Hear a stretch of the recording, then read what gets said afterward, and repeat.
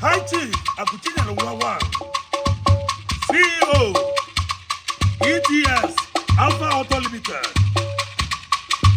Executive President, Committee of Bible Men Club, Kumba Cameroon, Oka Maseruku State, from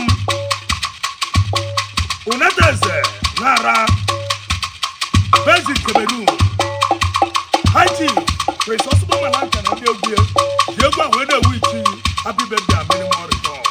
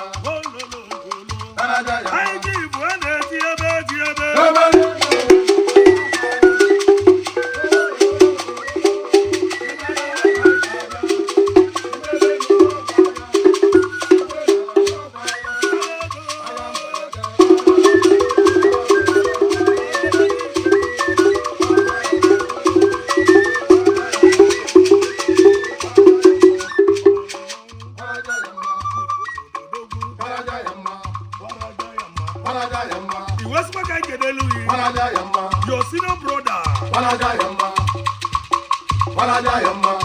Pius, Ndubisi, I could so be the one,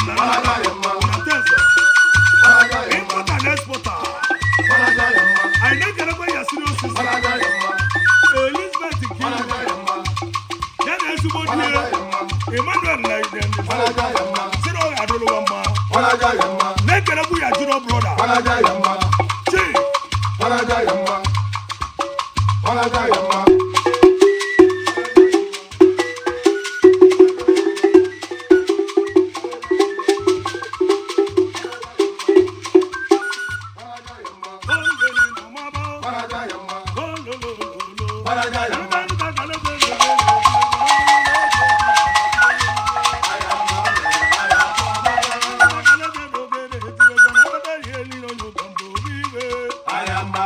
I am my mother.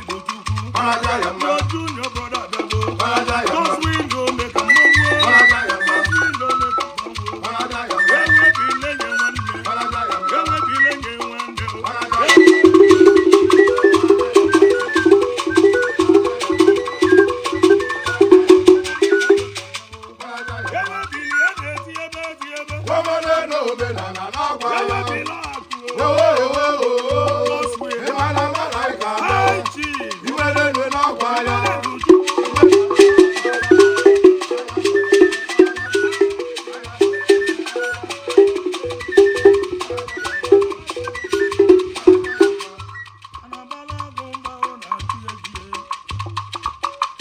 Anabala gumba,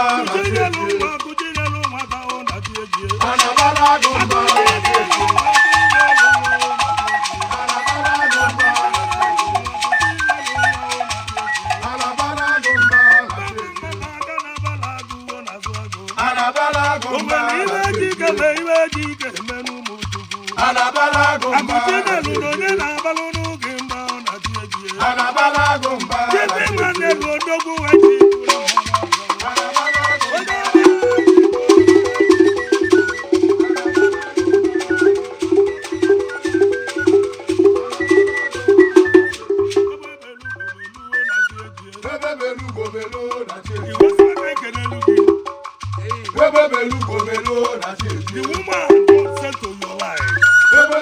Sister Chioma, confidence, every single person I see you. I went to the Chief Edwin Asona. Amulonye Nego Nasuka, CEO. Internal Belu na Chichi.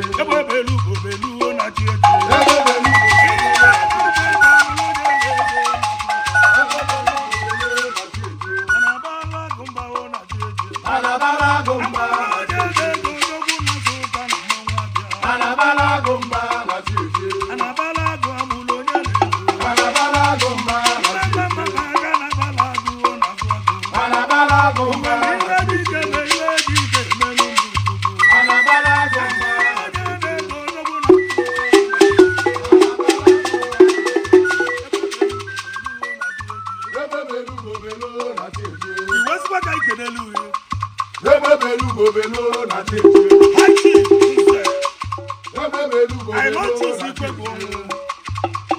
Bishop of CEO Ebechukwuzo Foundation. I want to see Bishop also. Bishop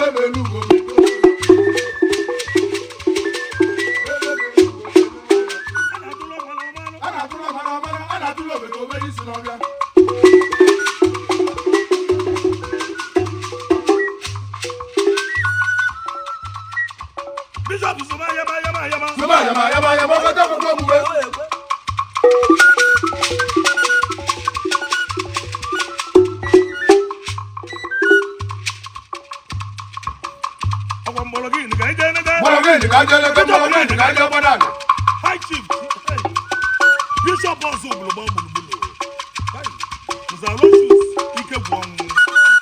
Bishop of South Africa.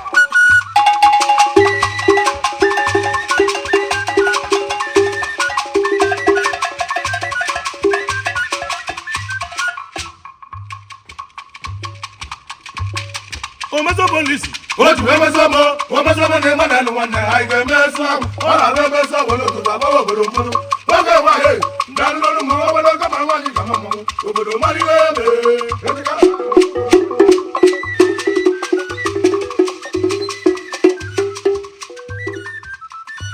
He was the guy to the police.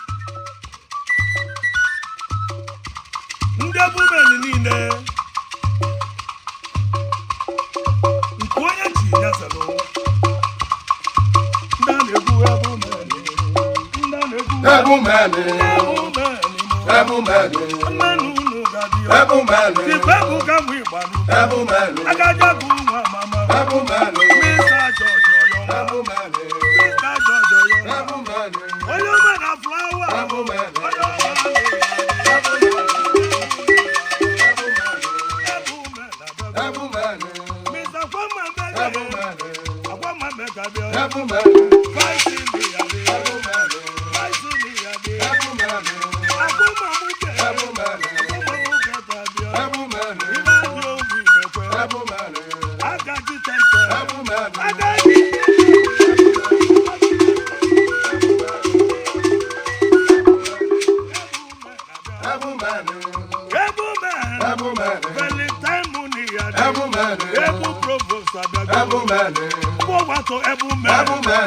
Mr. Sensin West, President Berutu.